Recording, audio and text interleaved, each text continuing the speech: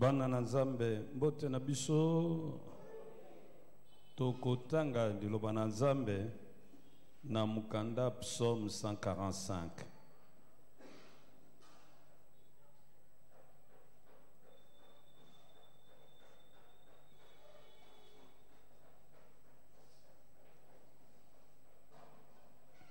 Totangi na kombo na Kristo. Nalingi kokumisa yo Nzambe mokonzi na ngai. Yawe nakopesa yo merci mikolo nyonso ti seko. Nakolemba te kopesa yo merci. Yawe nakokumisa yo mikolo nyonso ti seko. Yawe ozali monene esengeli bakumisa yo. Bokasi na yo ezali na suka te. Ebongi batata balakisa bana na bango misala na yo ya nguya mpe ya kokamwa. Nakozala kosakola makamwisi na yo. Nkembo na yo mpe lukumo na yo ya koleka. Nakoyebisa bato misala na yo ya minene minene. Po balobaka makamwisi oyo sali na nguya na yo. Boye bakokanisa lisusu bobuto na yo ya suka te. Na esengo nyonso bakosakola bolamu na yo. Yawe azali malamu pe ayokelaka bato mawa. Atonda na bolingo pe asilikaka noki te. Yawe asalaka moto nyonso malamu. Alakisaka bikelamu nyonso bolingo na ye. Yawe biloko nyonso sala ekumisa yo. Bato yo batosaka yo bapesa yo merci. Bayebisa na bato lokumu ya bokonzi na yo mpe nguya na yo. Basakola misala na yo ya kokamwa. Oh, bozali awa? Mpe lokumu monene ya bokonzi na yo. Bokonzi na yo ezali ya seko. Ekumi bana bileko nyonso. Yawe okokisaka bilaka na yo na bosembo. Usalaka makambo nyonso na bolamu na yo. Yawe asimbaka bato nyonso oyo bazali kokweya. Atelemisaka baoyo nyonso balembi. Yawe bango nyonso batalaka epai na yo pe yo pesaka bango bilei na tango ekoki. Ofungolaka liboko na yo, otondisaka bango nyonso na bolamu na yo. Bosembo pe bolamu ya Yawe emonanaka na makambo nyonso yo ya salaka. Yawe azalaka pene ya batu babelelaka ye, ya baoyo nyonso babelelaka ye na motema moko. Akokiselaka batu na ye nyonso oyo bazali kolinga, tango balelaka ata atiaka matoi pe abikisaka bango. Yawe abatelaka bao balingaka ye, kasi akoboma bato nyonso ya mabe. Na kukumisa Yawe Nzambe ya bosanto. Bikelamu nyonso ekopesa ye merci seko na seko. Tolobi amen. Fin de sike zoamio. Notre Père et notre Dieu, nous te rendons grâce pour ce moment d'édification mutuelle que tu nous donnes. Viens, glorifie-toi au Père de gloire au milieu de ton peuple, au nom de Jésus-Christ de Nazareth. Amen. Je vais tour à tour parler en français, mais aussi en lingala. En français parce qu'il y a aussi des gens qui nous suivent à travers les réseaux sociaux. Nous pensons à eux et nous leur souhaitons une cordiale bienvenue à ces moments de restauration spirituelle. Cette semaine, comme nous l'avions décidé, elle est consacrée à l'enseignement et à l'adoration. Et nous nous sommes mis d'accord que tout au long de cette semaine, nous n'allons rien demander à Dieu. Nous allons seulement le bénir et l'exalter. Nous avons également dit que tout au long de cette semaine, nous ne voulons pas entendre le nom de cet homme qui a été vaincu à la croix, qu'on ne prononce pas son nom ici. Nous n'avons pas besoin d'entendre son nom ici. Oh, dites avec moi Amen. Nous n'avons pas besoin de prononcer son nom. J'aimerais que vous puissiez vous interdire à prononcer, à balbutier le nom de cet impie qui a été vaincu à la croix.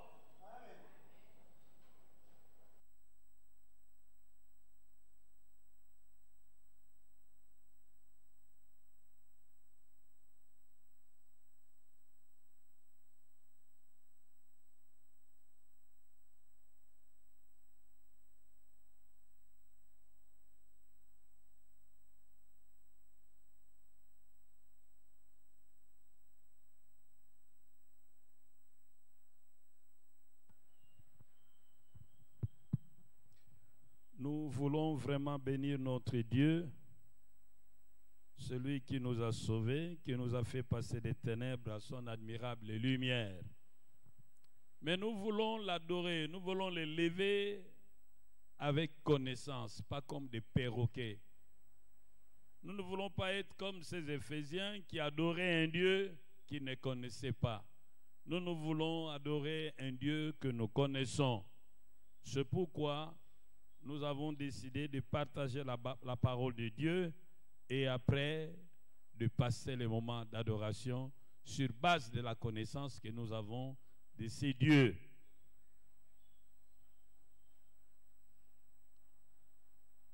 Psaume 145. Okoloba te mezanini komaka kandenge to banda kobanda ebandeli à la découverte de Dieu que nous adorons, à la découverte du Dieu que nous adorons. Alors lelo yo tozana sous-thème yo moko obimisa ba sous-thème na yo makambo ko yekola oyo ko découvrir na Nzambe oyo nde kotia sous-thème 2 points tika vide oko compléter tangu tokosilisa mateya. Psaume oyo balobi muto asala yango kombo ne David. Toyebi te akoma yango na eleko nini. Nzokande eza la version tozana ngo eza la ba version mususu baza ko reconnaître que muto akoma psaume oyo kombo ne roi David. Psaume oyo esengelaki ezala na 22 versets. Ndenge tozana 22 lettres ya alphabet ya baebele yo. Mais bokomona ete eza na 22 versets te eza kaka na 21 versets. Bongo 22e verset eza wapi? 22e verset esengelaki ezala entre verset 12 na verset 13. Esengelaki banda na lettre nun, mais verset wana ezali te na version oyo tozana yango. Mais na bao bazana ba Biblia mususu oya kala lolenge Biblia ya Syriaque, Biblia ya Septante, Biblia ya Vulgate, Biblia ya ba Éthiopien, Biblia ya ba Arabe, Biblia ya ba Anglo-Saxon, bokoki ko retrouver verset oyo ezangi. Biblia pe tradition hébraïque ba kolobana biso ete psaume oyo ezali psaume oyo banganga Nzambe na mokili na baebele yo bazali kopesa lokumu ba rabbin batuna mayele baza na profonde estime pona psaume oyo baza koloba ete soki mutu akokotanga yango mbala misatu na mokolo Nzamba kozanga kopambola ete. Nalingi toloba malamu amen. Ozali awa. Je disais donc que ce psaume est attribué à David par les Hébreux et par toutes les versions qui existent. Nous ne savons pas à quelle occasion David l'aurait composé. En principe, il devait contenir 22 versets selon l'alphabet hébraïque pour faciliter sa mémorisation. Mais les versets commençant par Nun, qui devaient se situer entre les versets 12 et les versets 13, a été omis dans la version sous nos yeux. Cependant, il y a moyen de retrouver ces versets dans les autres vieilles versions, telles que la version syriaque, la version septante, la version vulgate, éthiopienne, la version arabe ainsi que la version anglo-saxonne. Ce psaume est un psaume incomparable de louange. Et les rabbins juifs avaient une grande appréciation de ce psaume.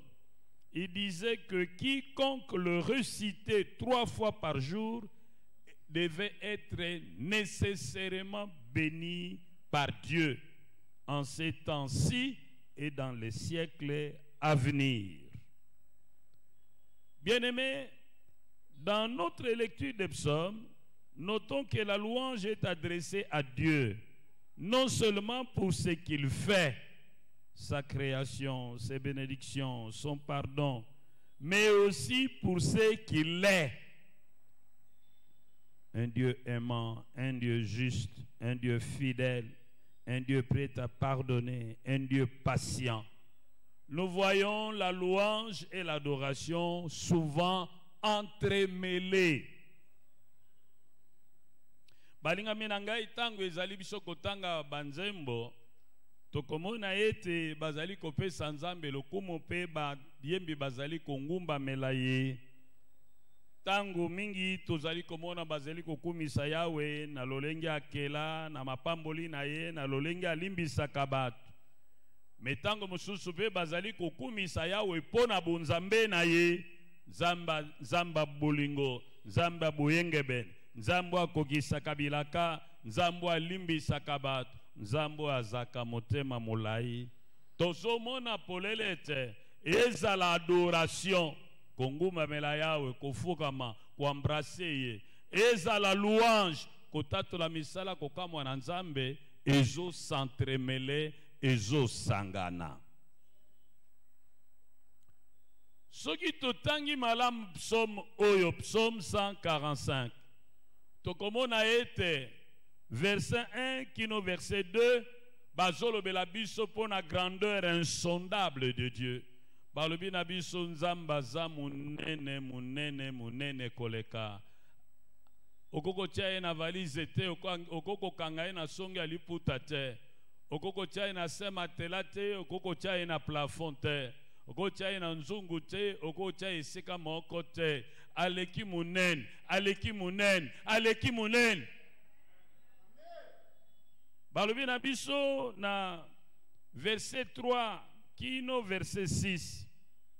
Que nzambe na biso aza roi. Pe misala na ye eza terrible. Eza ya kokamwa. Soko tali misala nzambe asalaka mayele no esili. Soko tali misala nzambe asalaka okamwe pe uyoki somo na likambo. Na verset 7 kino verset 9.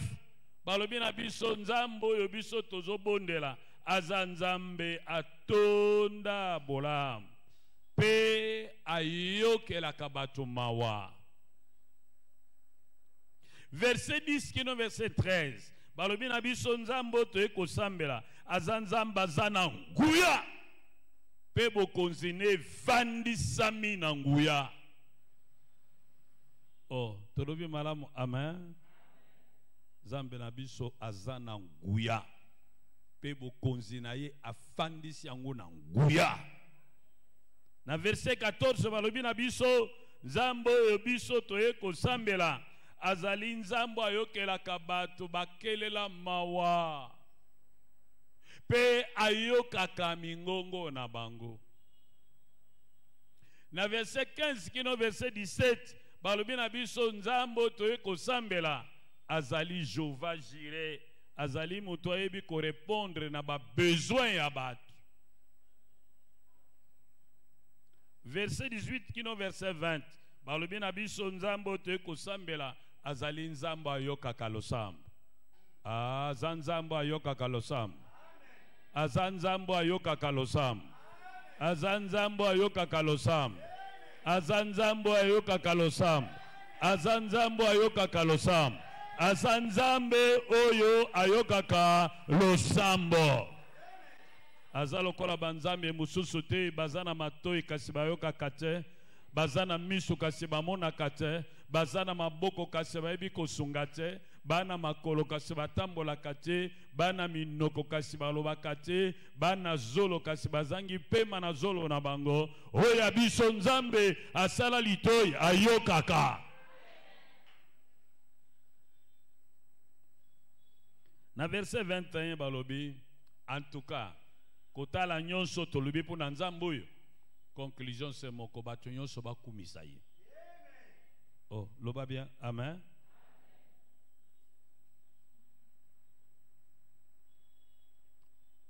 Bien-aimé, ces psaumes peuvent être structurés de la manière suivante. Ici, je donne la structure de ces psaumes. Lorsqu'on connaît la structure d'un texte, on peut mieux l'analyser, on peut mieux le comprendre. Du premier au deuxième verset, on nous parle de la grandeur insondable de Dieu. Quand on dit que la grandeur de Dieu est insondable, cela signifie aussi que sa grandeur est incommensurable.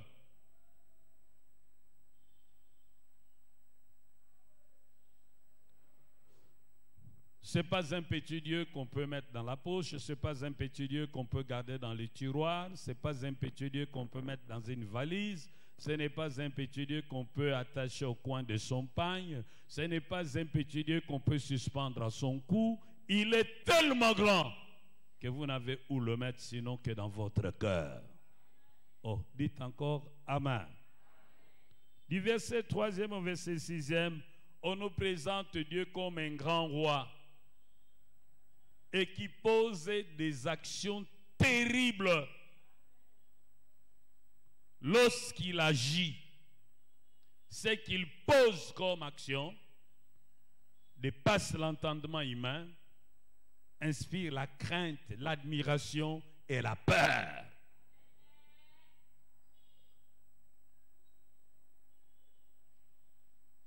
Du verset 7 au verset 9, on nous présente ce Dieu comme un Dieu plein de bonté, un Dieu miséricordieux. Verset 10 à verset 13, la Bible nous dit que notre Dieu est un grand monarque, c'est un grand roi et qui règne avec puissance.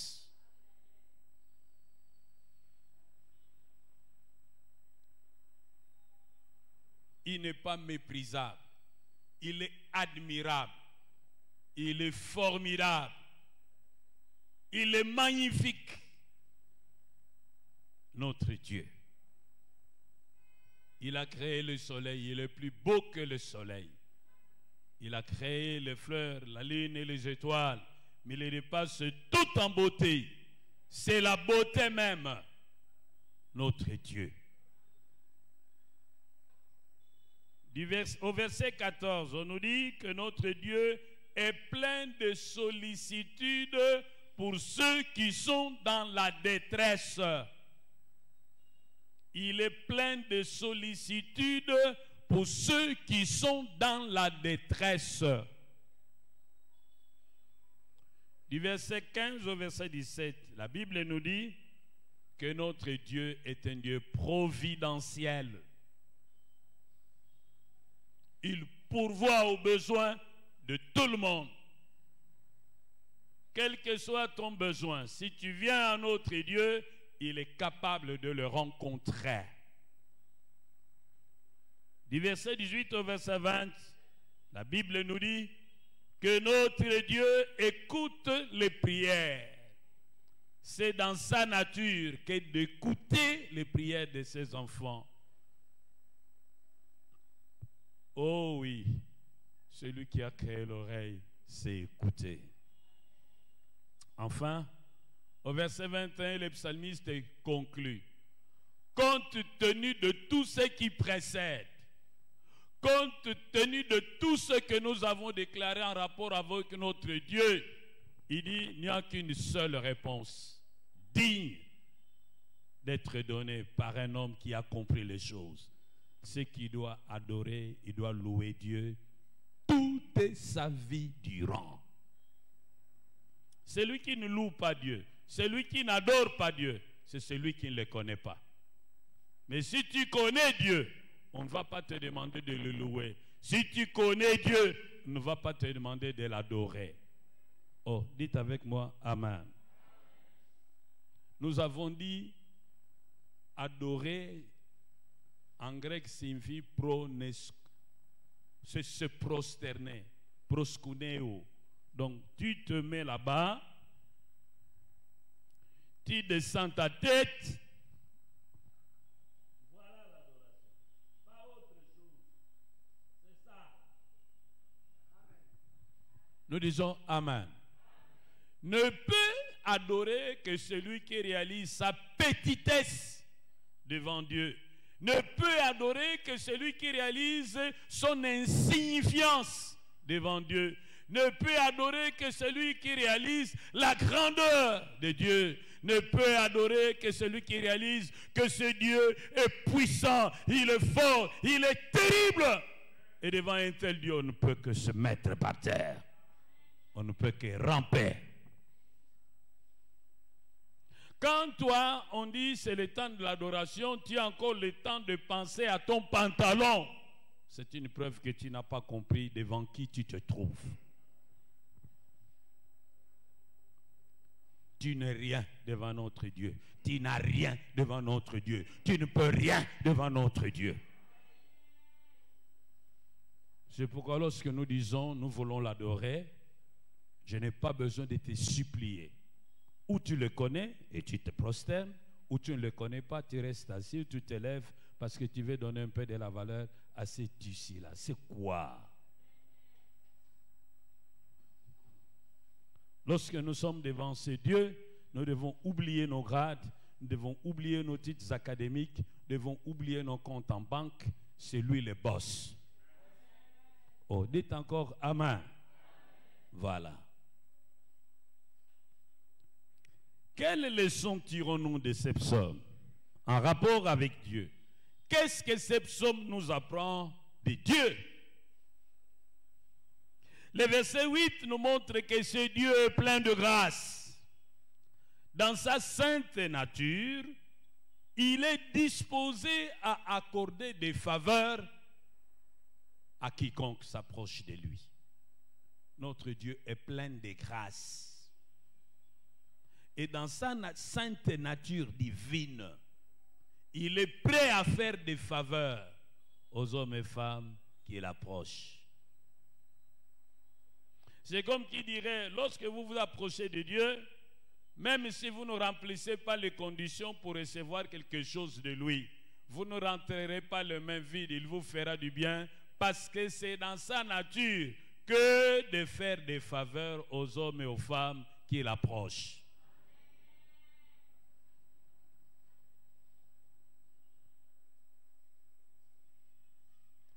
C'est pourquoi nous, lorsqu'on grandissait, on voyait souvent les chrétiens qui savaient que Dieu accorde des faveurs à ceux qui l'approchent. Avant d'aller au boulot, passer chez un serviteur de Dieu qui priait.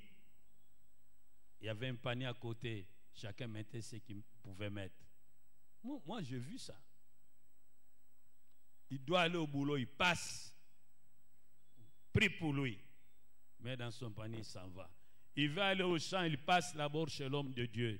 Il prie pour lui. Parce qu'il savait que lorsqu'on s'approche de Dieu, même quand on ne remplit pas les conditions, on ne peut pas se retirer de là les mains vides. Parce que c'est dans la nature de Dieu, pleine de grâce, d'accorder des faveurs. Donc une faveur, c'est un bien qu'on ne mérite pas. Oh, nous disons bien Amen. J'aimerais qu'on chante ces chants. Tikato kosanjola kolona bobotobe Zambie koumela golupe mawana yeah. akota besakamo onaba toa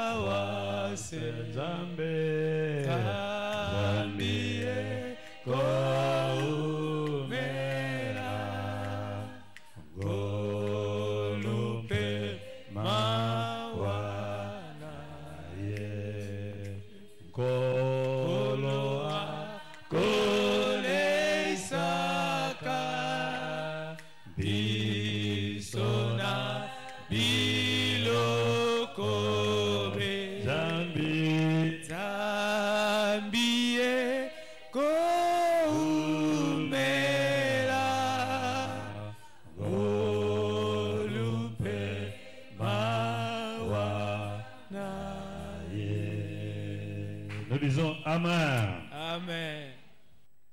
Ce psaume nous apprend au verset 8 que notre Dieu est plein de compassion. Cela signifie quoi? Lorsqu'on dit que notre Dieu est plein de compassion, cela signifie simplement que partout où lui voit la misère, partout où ses yeux voient la misère, son cœur est affecté. Dieu est plein de compassion. Partout où il voit la misère, partout où ses yeux voient la misère, ses yeux affectent son cœur. Il n'est jamais indifférent. C'est pourquoi il écoute les cris de nos larmes. C'est ce qu'on nous dit dans Psaume 6, verset 9. C'est pourquoi il ne résiste pas devant un cœur brisé et contrit. C'est ce qu'on nous dit dans le Psaume 51, verset 19.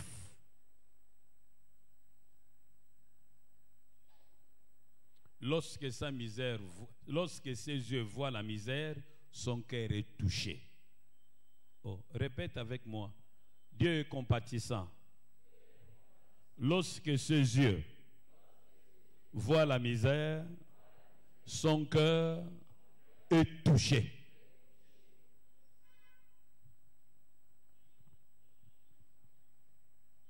Toujours au verset 8, on nous dit que notre Dieu est lent à la colère.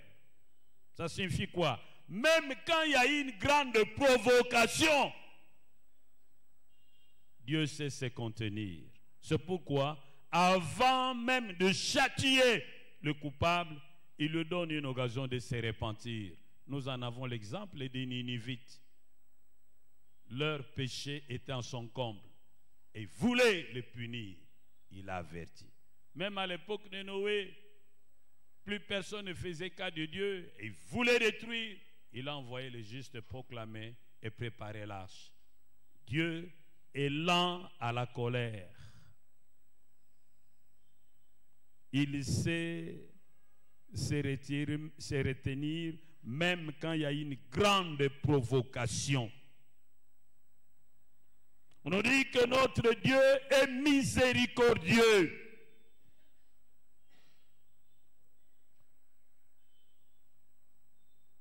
Le mot hébreu kesed, qui est traduit, qui est souvent rendu par bonté et en même temps par miséricorde, désigne la compassion d'une mère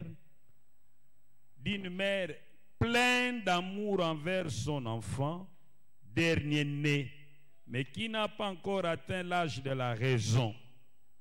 Cet amour-là que cette maman aimante a envers son dernier-né, qui n'a pas encore atteint l'âge de la raison, cet amour-là, c'est ça qu'on appelle miséricorde. C'est un amour qui supporte tout.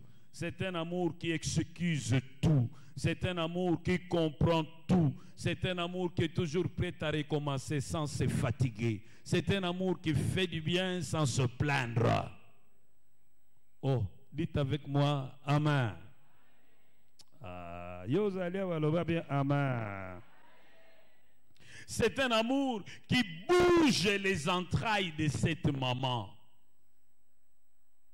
Cet amour qui pousse cette maman qui avait dit à son enfant, tu ne vas pas manger parce que tu as refusé d'aller m'acheter le sel, mais qui au moment du partage de la nourriture voit son enfant affamé. Cette maman est capable de trouver une raison pour lui donner à manger. C'est cela la misère? La miséricorde.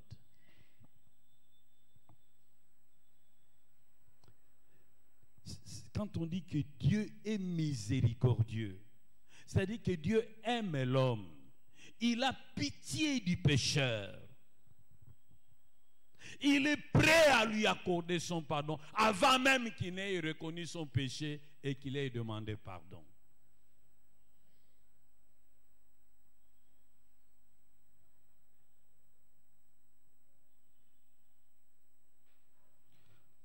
Enfin, qu'est-ce que nous apprend de ces dieux que nous adorons? C'est un Dieu riche en bonté. Faire du bien, c'est dans sa nature. Mais seulement, nous dit, il agit en sa saison. C'est pourquoi il faut savoir attendre. Notre Dieu ne regrette pas ses dons. Notre Dieu ne conteste pas sans cesse. Il est tellement bon qu'il fait du bien sans regarder. Il fait lever le soleil sur le bon et sur le méchant. Il donne des enfants aux sorciers et donne des enfants aux saintes femmes. Il donne des enfants aux assassins et donne des enfants aux hommes corrects. Ce n'est pas possible. Si moi, on pouvait me donner l'occasion d'assumer l'intérim de Dieu et de distribuer les bénédictions, en tout cas, les sorciers n'auront rien. C'est pourquoi cette chaise-là, c'est seulement pour Dieu. Il est lent à la colère. Regardez l'ange aux prises avec Zacharie. Pourquoi Moutazo comprendre était pas au Kolobasuste 9 mois. Kitwana anzelu mukolomoko tazwa kitwana. Ebonka na ye. Ah, ozali awa.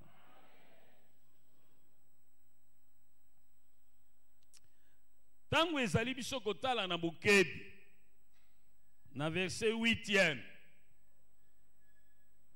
Soki oke kotanga na ndako na Bible na Exode 34 verset 6 à 7. Moto apesi litatelo ya Nzambe moko.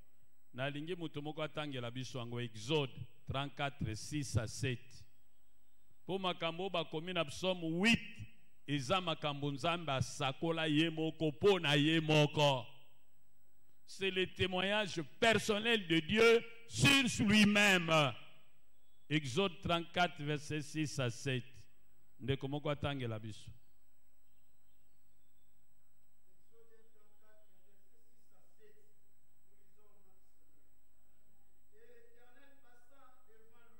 Et l'Éternel passa devant lui. Et s'écria, l'Éternel, l'Éternel, Dieu miséricordieux et compatissant, lent à la colère, riche en bonté et en fidélité, qui conserve son amour jusqu'à 1000 générations, qui pardonne l'iniquité, la rébellion et les péchés, mais qui ne tient point le coupable pour innocent. C'est pour dire que Dieu est juste.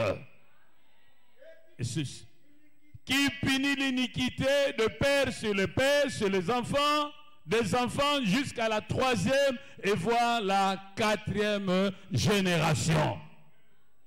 Tosukiwana. Loba malamu ama. Makambo tozolo banapsomawa.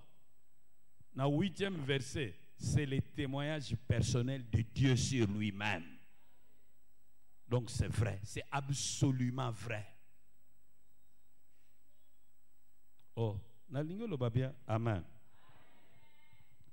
Balobi Nzamboyo atonda grâce. C'est-à-dire que Nabonzambe naye soko pusani pene na yo akosalelo ba faveur. Akopesa yo makambo yo bongi na yango te. Yango ne na lobi soko pusani na Nzambe okokisa makambo na ye, okokisa makambo na ye te. Soko longwe oko ozonga maboko pa pamba te. Yango pe Nzambe pa lobi yo pe ko ya epa na ye maboko pa poko ozonga maboko pamba te. Oh, bozali awa hein? C'est pourquoi biso tant tozaki bana mike kuna na mwande sika tozalaki ba Kristo ba sosolaki ke tango nyoso ko pusana na Nzambe okozonga na eloko mutuya ba Kristo wana avant akende musala akoleke pa ya pasteur abondeli pona ye atiki mabonzani akei moi na classe avant que ne classe à leke pas pasteur abondeli pona ye tiki mabonzani akei po ba yebaki ke tango nyonso kopusana na nzambe okozonga maboko pamba te okopambula oh loba malamu ama voilà balobi na biso lisusu ete nzambe ngo atunda compassion koloba ete nzambe oyo soki amoni esika pasi ezali esimbaka motema na ye. Aussitôt que ses yeux voient la misère, son cœur est touché. Nzamba za indifférent na pasi na yote. Nzamba za indifférent na kolela na yote. Nzamba bosa na yote. Nzamba pesa yo mokongo te. Ayoka katia maloba yama ya misu na yo ndenge balobi yango na Psaume 6 verset 9. Ayoka ka maloba yama ya misu na yo oyo mutu akoko yoka te. Metango maya misu no ekitaka nzamba yebaka oyo eza ya esengo oyo eza ya pasi.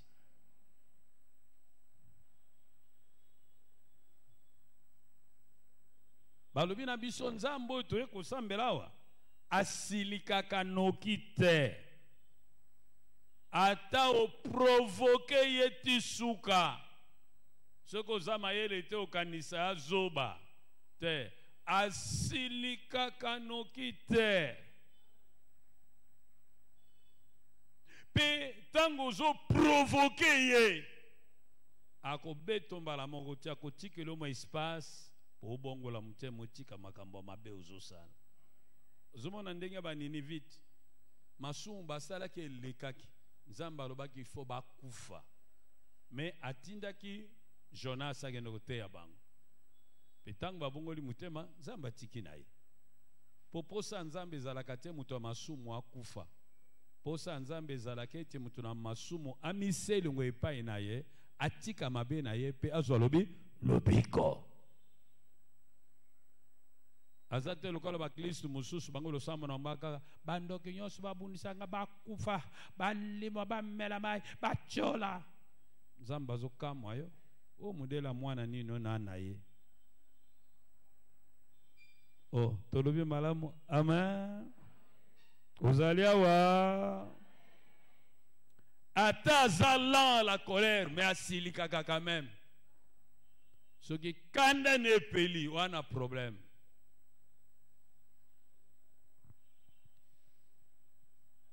Balobi na biso nzambe na biso aza plein de miséricorde. Bongo ba expliquer biso mo wana miséricorde ketsed. Na hébreu, eza peut traduit par bonté, eza peut traduit par miséricorde, mais ça nous renvoie aux entrailles d'une femme. Koloba ete azana motema mawa oye tondi na motema mamo ya bolingo epai na mwana ne ya suka oyo azana muke kasi akomi nanu mayele te bolingo esalaka ete mama wana a comprendre mwana wana bolingo esalaka ete mama wana a excuse mwana wana bolingo esalaka ete mama wana a supporter mwana wana na mabe na ye bolingo esalaka ete mama wana azala toujours prêt ya kopesa ye une seconde chance.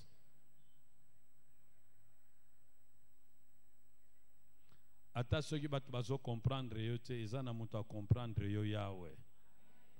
Ata batu nyonso bako kubwakisa yo ezana mutu ako kubwakisa yo te Yahweh. Ata batu nyonso bazo condamner yo mutu aza prêt ya ko excuser yo eza Yahweh. Ata batu nyonso bazo supporter yo lisusu te ezana mutu ako continuer ko supporter yo Yahweh. Ata batu nyonso balobi mbalo c'est la fin. Moutako pèse une seconde chance, Yahweh. Avec notre Dieu, nano silite. Yebisa moninga no, elongo na nzambe nanga, nano silite. Ata isile pa na yo, mais pa na nzambe nanga, nano silite. Lobane. Ezana batu balinga ko lisute. Babaya yo, babuakisa yo, basuta yo. mezana moto ya kotika la kobwakisa yote akotika la kobaya yote akotika la kosuta yote kombo na yeya loba na munengo le nanzambe nanga nanu esilite loba ne nabalisaka bilenge mokwao basali 5 ans il y a cela 2 semaines passées moi na mbala azoloba nanga papa avec tout le respect que je te dois bolingweza suti pona mwana noy na bitikelanga tangu na bondela nzamba tielo abakselota mwa doza bolingo bite oyebi alubi ne penza moi ça vandwana abonde moi ça zobondel pardon papa pesanga une seconde chance c'est fini nebite yunani aboyo komi bomanote akende na ye mais zana mutu akotika la koboya yote kombo nenza oloba bia amen zongela yebiselanga munengo yanga na nzambe nanga nanu esilite loba ne be loba ne kosela kapete loba ne kosela kapete très important nalingi tuloba malamu amen ozoko kasukola la te ba insomnie pour Josa Boyo obele estomac ya pamba tension ya pamba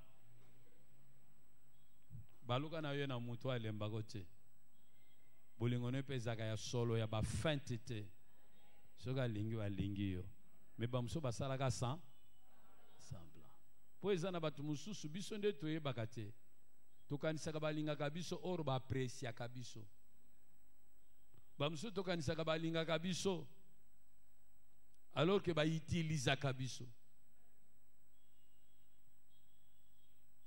Vous comprenez? Il y a des gens qui t'apprécient. Le quoi la moni ba qualité panayo asepeli na yo. Yo kanisa lingi yo. Te asepeli na yo po azo apprécier yo. Jour comme on ma beo e bomba masi ma boa ki sape yo. Ba mususu azol ba oh je t'aime, je t'aime, je t'aime alingi yo te alinga zo eloko ezana maboko na yo.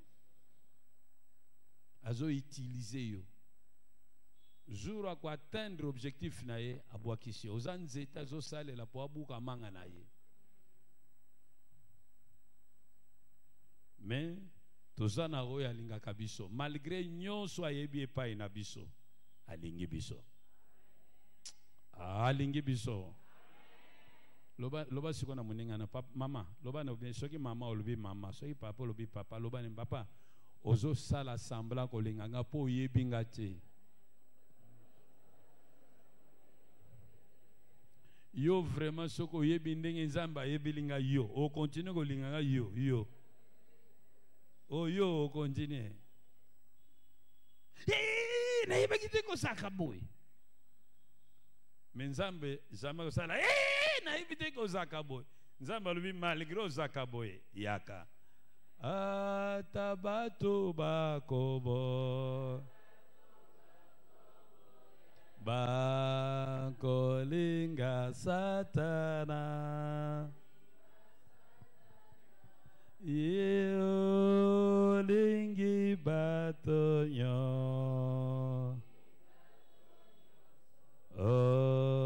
Okoboya mokote Yemba Alleluia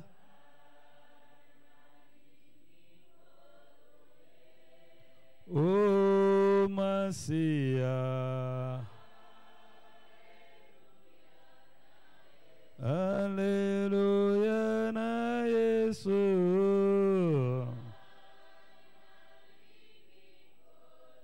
Ena lingi ye Masia Zongela couple wana atabatu bakoboya zongela ngoyo moko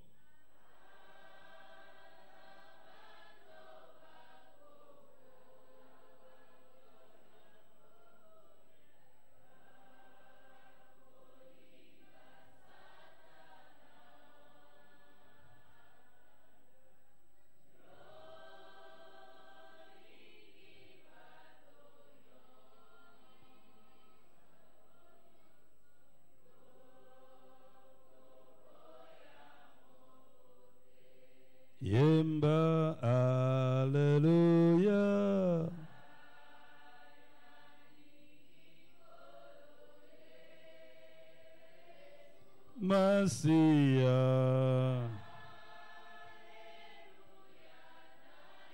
Alléluia na Yesu.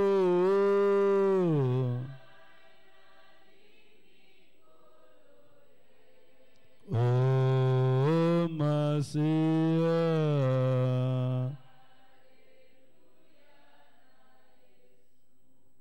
Tolobi amen. Balubi na biso Nzambe aza riche en bonté.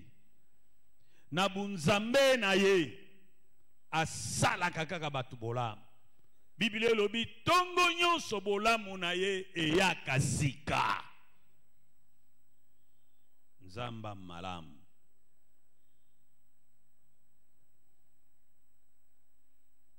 Akosala biso malamu na tangu malamu. C'est pourquoi il faut toujours la patience. Il agit au bon moment. Bongo aza tellement malamu qui a regretté kate bolamu asale libantu. Il ne conteste pas sans cesse. Si quand tu as la conséquence, il y a compréhension, il y a bunzambe oyo. Biso pe bana na ye sengeli to linga ye Nzambe pe ko pusana na ye sans crainte mais avec confiance. Soko sosuli makambo nyonso na bunzambe yo mwana Nzambe na rapport ya yo na Nzambe pusana liboso na Nzambe avec assurance. Oh tolobi malamu amen. Kolobaka te tikana mekana nuko sambela te sambela parce que c'est la nature na ye koyoka lo sam. Kolobati na mabenyo so na selesi kenzamba koyoka nga longola doute asala ka batu ba faveur. Oh lisumongo na sale leki munene ta ko banga te. La meilleure manière de fuir la colère de Dieu c'est de se jeter dans ses bras car dans ses bras il y a la misère.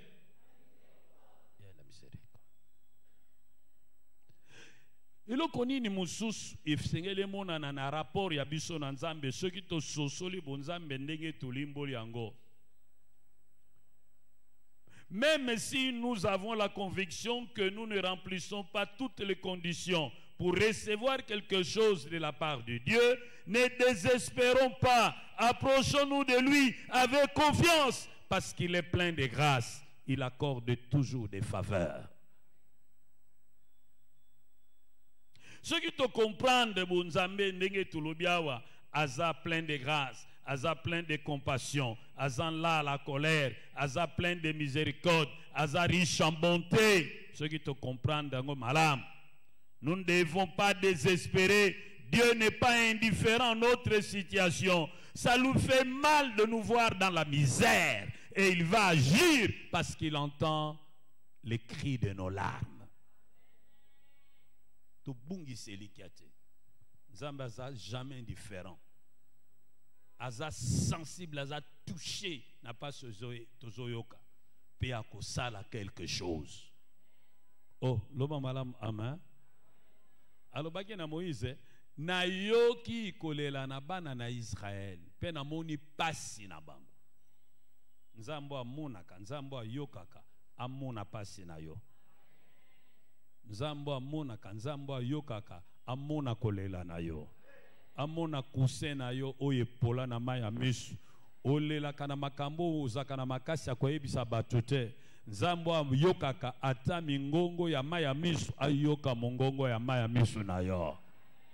Nzambo ayokaka ayoka kolela na yo, ayoka mabondeli na yo, aumela te asalela o eza posa na motema na yo, asukisa matanga na yo est comme a fête. Comme Dieu agit en sa saison, armons-nous de patience. Ne cédons pas au désespoir, au découragement. Battons-nous jusqu'à ce que nous voyons se manifester la victoire de Dieu. Quoique Dieu soit là à la colère, ne provoquons pas Dieu à l'excès. Ne provoquons pas Dieu à l'excès. Sinon nous subirons la rigueur de sa justice. Exode 34, verset 7.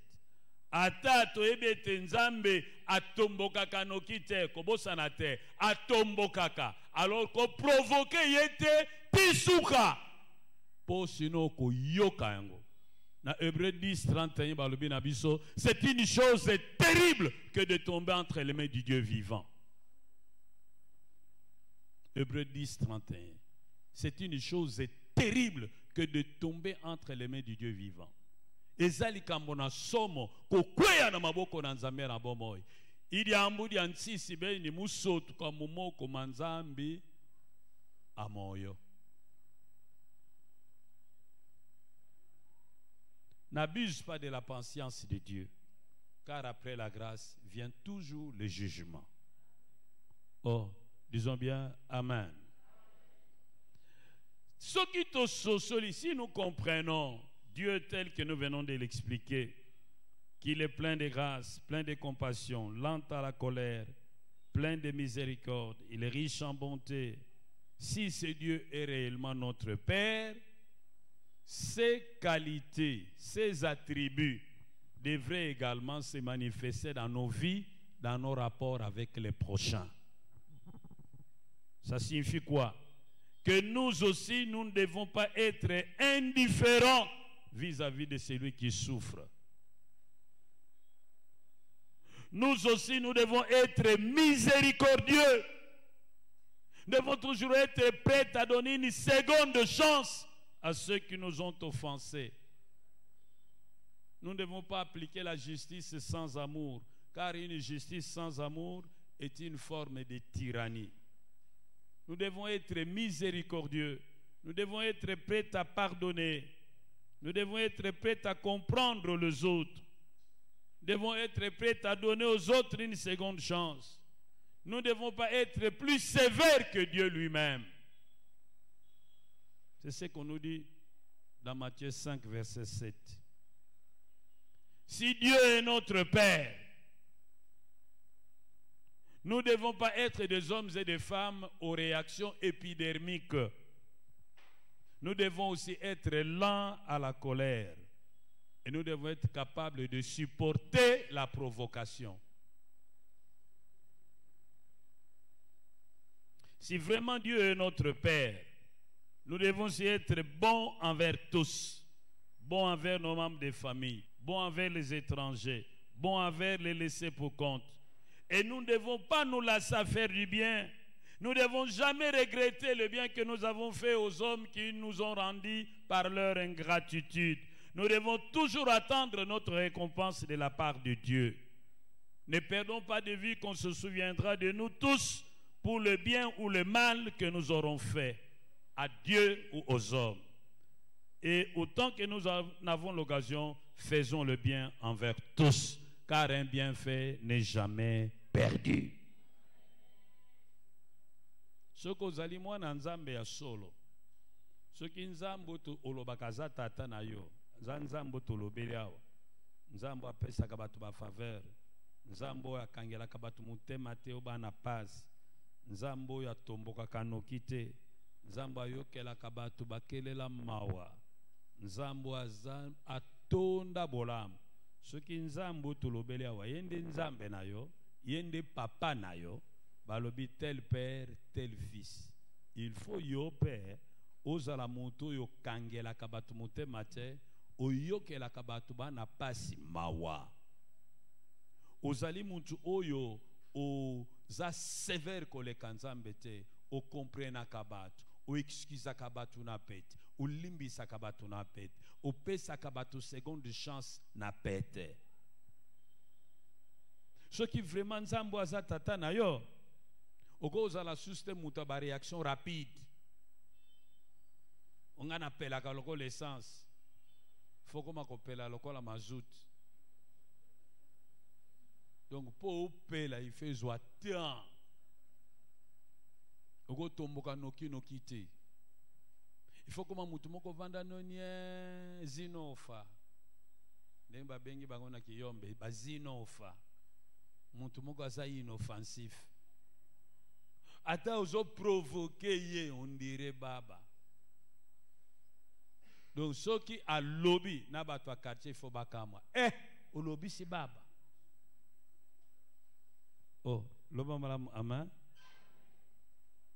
Oko tomboka noki lisusu te devant moi sinayo. Tomboka so noki te devant bana. Tomboka so noki te devant mbal comme no calme. Balbiso ki nzambo aza papa na yo. Balobi na biso il faut comme monto yo ozo sepela kosala batu bola. Pe ozo zelatie ba futa yo. Ozo zela li futi no ko tepa na ya na yawe. Na lingi to loba malamu amen. Siko na lingi na tuna mwa mituna. Kanga kaye na yo.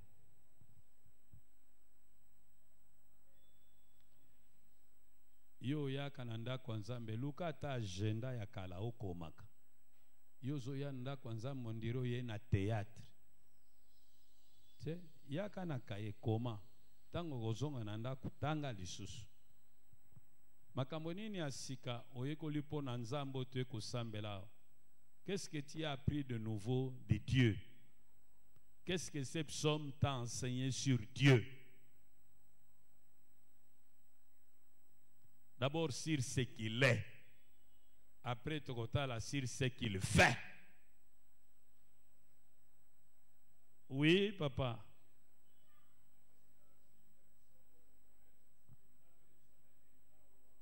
Zambaza grand roi. Azak copain na yote. Azamuninga no alisanote. Zambaza mukonzi munene. Azana pouvoir ya vie pe ya mort likolo na yo. Eloko nini mususu yekoli na psaume oyo. Oui papa.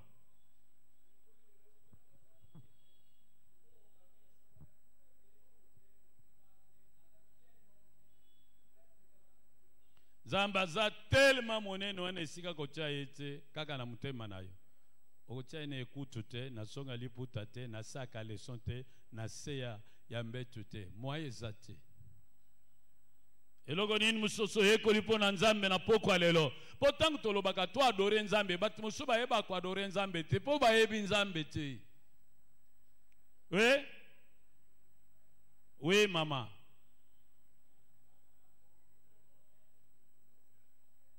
Zamba zana bolamu, c'est-à-dire que ce qui n'est pas le bolamu en Zambé zali bouloué. Depuis bandal no kokita, okosimba fond nangote. Loba malam, amen.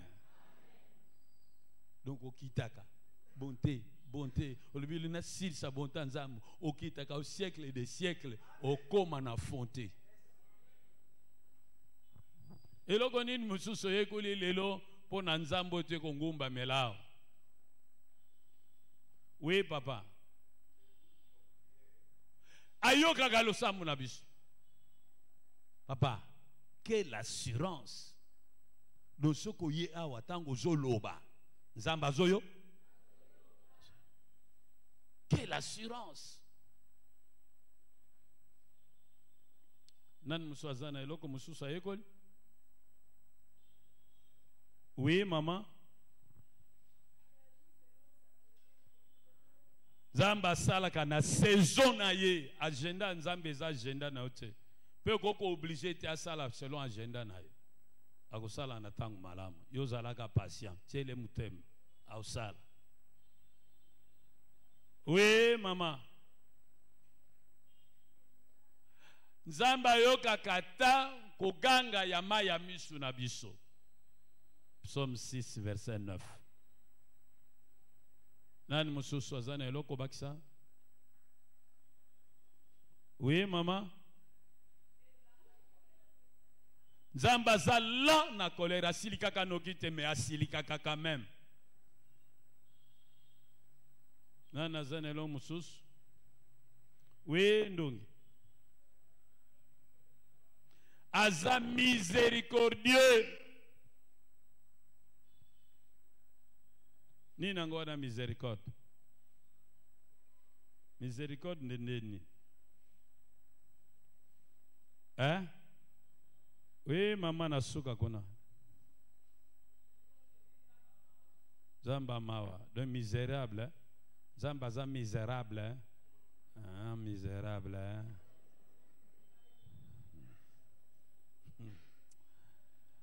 Ceux qui n'ont pas mis salata, miséricordieux, l'ingolo baninio, hein, donc.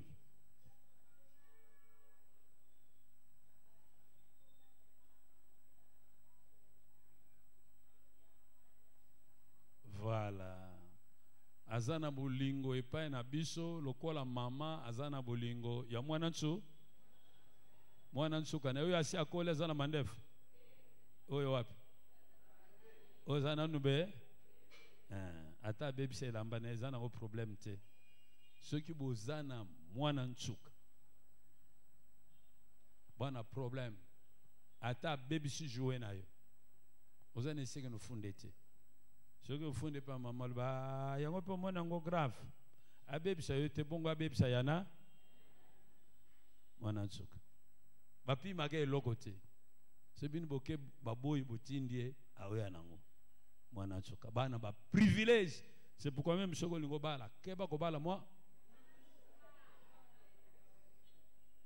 ba mususu ata akoli azaka na mentalité ya moi ya mwana nsuka abana olelela yo musiko soka zambali ye mwana nsuka alelela ko yo mwase yo Antoinette zaya ko inda ebongi kutu mwasa zala mwana nsuka ke mobala zala mwa po bagata ye pa mamane. OK, balinga minanga, nous avons un Dieu terrible. Amen. Tango kozonga tanga soupçonmo balobi na biso asalaka makambo minene na français balobi ba merveille. Merveille elikoloba makambo ezaka ya kitoko, makambo ezaka ya kokamwa, makambo ezaka malamu otobengaka miracle. Nzambe na biso asalaka ba miracle. Ako kobotisa mwasi azana ba trompe te aboti na ye. Nzambo ya biso aseku sako ekufa ateli sako ekweya balobi na biso awa asembola ko bangumba nebite na ngumba yo angumba ineloko nini kasi ezana elombe oyo asana makoki ya kusembola yo. Tala nalingi botanga kombo ya tipo wana te babeta ye balongole bokonza na tina te biso tozotanga kombo ya Yesu ma tungumba melaye ou bien oyebiye a okungumba melaye ou bien oyebiye te aloko beta beta munoko. Nous avons un Dieu puissant et fort. Aza tellement puissant qu'akoko fungola bikuke nyonso bafungola bakanga azana makoki okukanga bikuke nyonso batu bafungola azana makoki okukanga ba fenêtre nyonso ya mabe azana nguye ya kotelimisa mipepe nyonso ya mabe. Sambo ya biso akotelaka batu bazangi makasi alobelaka batu bazangi batu bakolobela bango abundelaka batu balemba yende elombe ya batu bazanga makasi.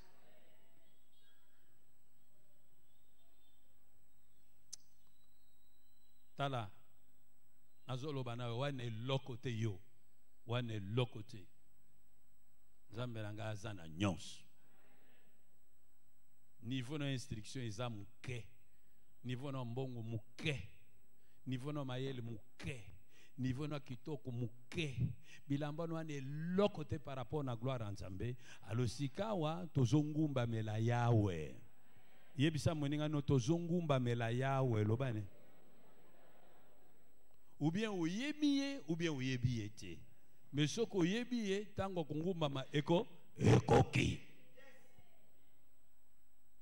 Der balobi na psaume tala beaucoup misa mwana sino akosilika.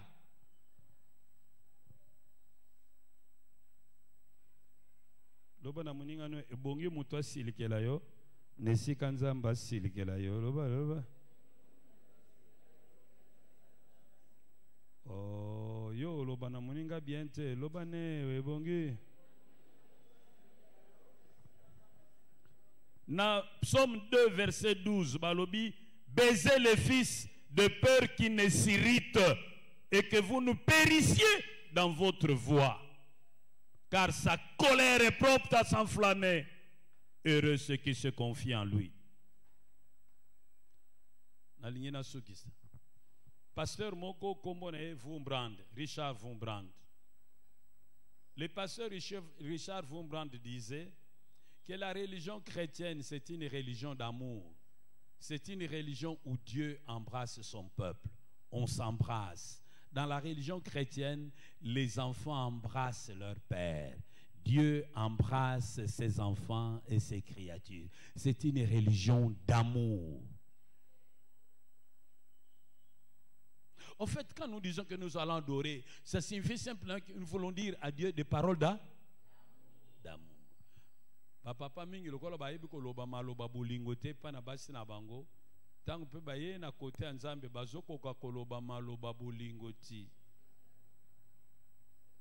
Bazaga lokola ba soda Josephine. Wapi maiwana Josephine. Abulungule lokote Josephine.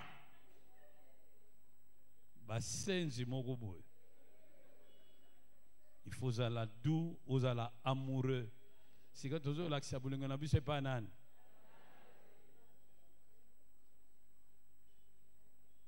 Oui, bien, je ne sais pas, j'ai beaucoup de choses à dire, mais nazoe bate. Et nazoe kamawa komona ki bakiti musu ces avidi awa likolo batuba. Nazoe bate si bazo comprendre balobie. Bo embrasser, bo pesa mwana baiser sinon akosilika.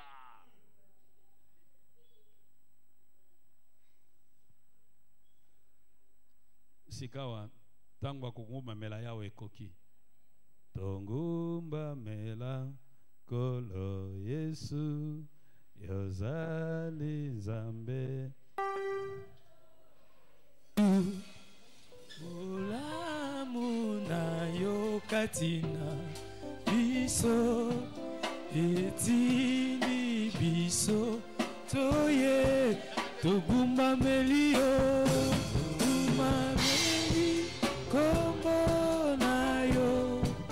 Yonde mokonzi ya milimo yawe Yonde uso ya eku Lusu Kuso pamite Mana Togumba melio Togumba meli Kombo na yo Yonde mokonzi ya milimo Toyeli boso na eku Lusu Kuso pamite Mana biso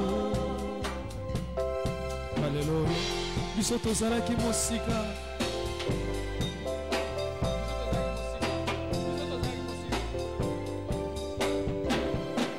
Biso tozalaki mosika Nangolu na yo topusani Uye kozwa esika na biso Olimbisima sumu nyoso Dokumbani kombo na yo Yonde mokonzi ya milimo Tuyeli boso na eku Lusu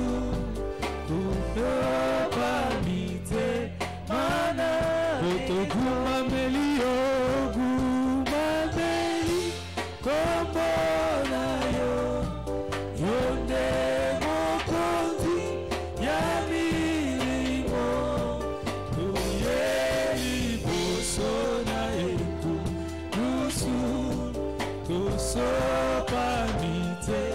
Mana biso Nani azalokola yo mokonzi Oza Nzambe monene koleka Oza makasi koleka Oza na nguya koleka Bola muno silaka te Oza Nzambe na bomoi Nani azalokola yo Nani akokani na yo O togumba meli yo Kumama kumama Alleluia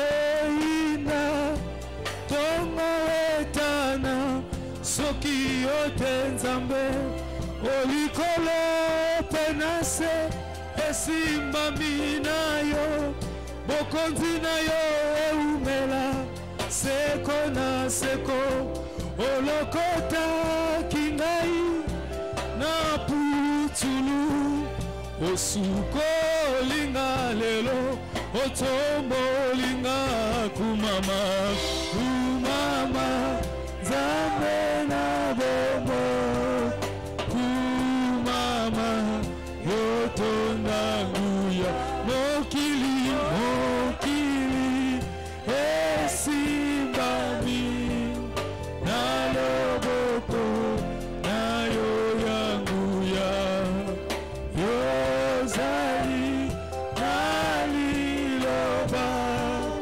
yasuka yabomoina Yawe mutazana yasuka na sante na yo eza mukanga te eza bato te eza papa na yo te eza noko na yo te eza tata mwasi te eza nzamba na yo te eza bobele nzambe aza na leluma ya suka na bomboi na yo oyo ya loba yango nde ekosalema kumisa ya bonge na nkembo. Haleluya. Ale Yawe yo nzambe yo ozanzambe te poto zako yembela yo ozanzambe uta likolo esalemaki nano te ata toboyi na biso kokumisa yo yango te kolongola yo na bonzambe na yo ata toboyi na biso kosanjola ye kolongola yo na bonzambe na yo esikama banga okubisa yo loyembo na ngai yango yokolo bana yembeli yo kumama Yesu yone nzambe na bomo yambalusa ngai lokola na sobeli yo yeso yo kumama ozali nzambe obozala kamama kafe ozali nzambe obozala mabe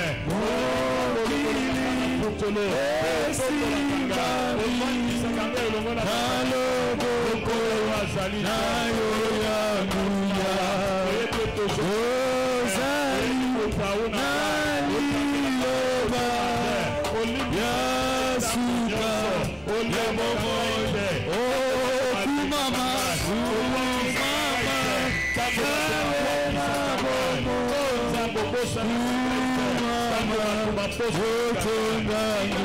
mokili esimbami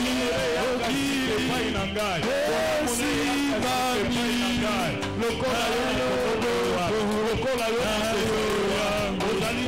ozambo yo ozali naliloba yasuka yabomoyinaka kumama yawe kumama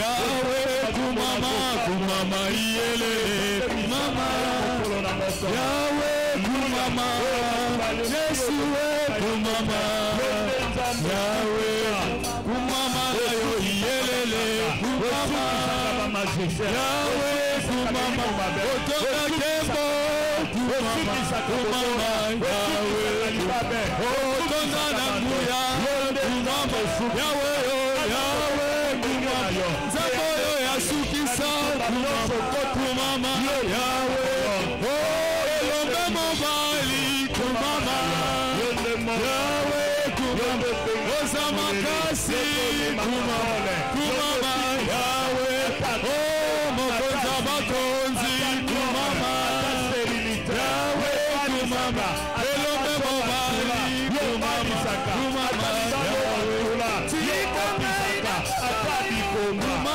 yawe omokonzi na nyonso kumama kumama Yahweh yondoleki makasi kumama Yahweh kumama otonda bolingo kumama Yahweh yondo yokelaka bato mawa kumama Yahweh kumama moyo kilo sambo kumama Yahweh oyonde mokeli na nyonso kumama Yahweh kumama mokonza bakonzi kumama Yahweh oyonde obongi na kembo Yesu Yahweh oyobongi na kembo kumama Yesu mokonza bakonzi Yesu Yahweh mokoli na nyonso kumama Yahweh toyekotombola yo kumama Yahweh toyekosanjola yo kumama Yahweh mosantu Yahweh mosantu nalola mosantu Yahweh oza mosantu Yesu Yahweh oza mosantu Yesu oza malabwe Yahweh ozambe malamu akumama yondo yokelaka bato mawa Yesu yondo limbisaka masumu ya bato yondo sopela biso makila olongolaka motutu Yesu yondo bikisaka babeli okumama oyo mongina kebo akumama toyekotombola yo toyekokumisa yo mongina kembo kumama Yahweh anani akokani na yo Yahweh kumama Yahweh oza monene ya Yesu ya Yesu oza monene Yahweh oza monene kumama Yahweh kumama otonda monene otonda makasi kumama na yo Nzambe kumama na yo Nzambe kumama na yo Nzambe nani azalokola yo Haleluya Haleluya tokokokanisa yo nana yo nde Nzambe libanda do Nzambe azali te oyo babengaka banzambe baza bikeko bana miso bamonaka te bana matoyo bayokaka te bana minoko balobaka te baza na bazolo bazangi pema na bazolo na bango bana maboko kasi bayebi kosunga te miso na bango bafantezi matoyi na bango bafantezi minoko na bango bafantezi bazolo na bango bafantezi Nzambe ya zolo ezali kobele yo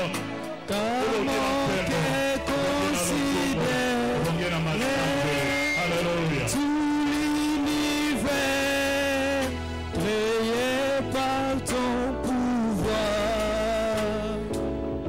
les cieux, la terre, les éclairs et ton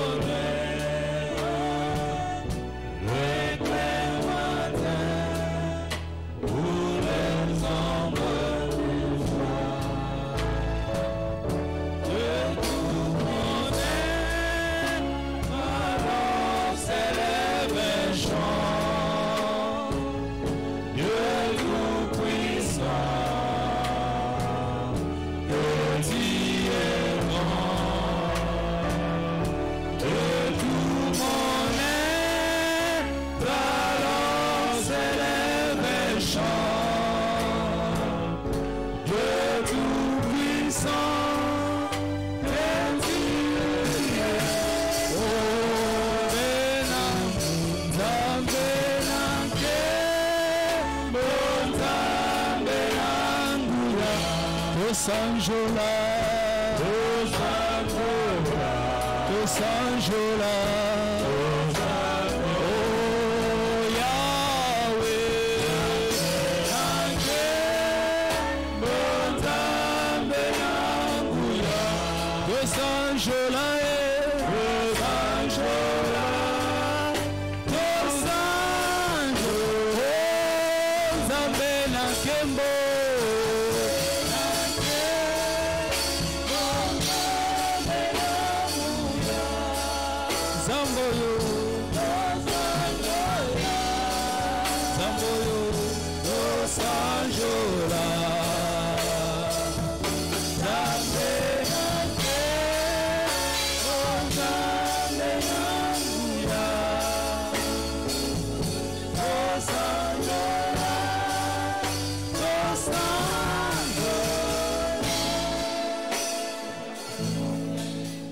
Kakayo Monsantu,